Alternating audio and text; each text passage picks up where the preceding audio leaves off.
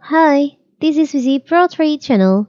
In today's video, I will show you how to insert a blank page in Microsoft Word.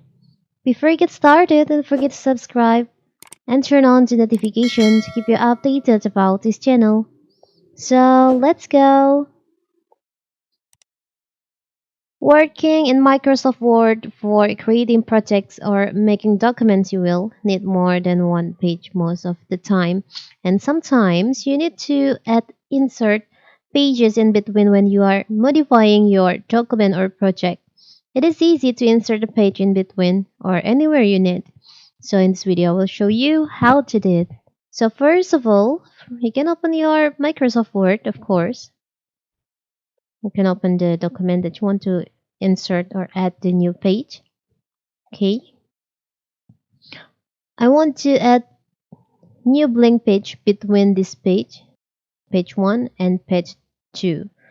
So first, you can just put your pointer in here in the bottom of your page 1.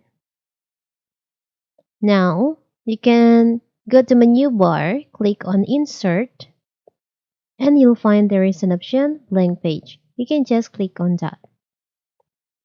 So now you have new page between this page 1 and also page 2.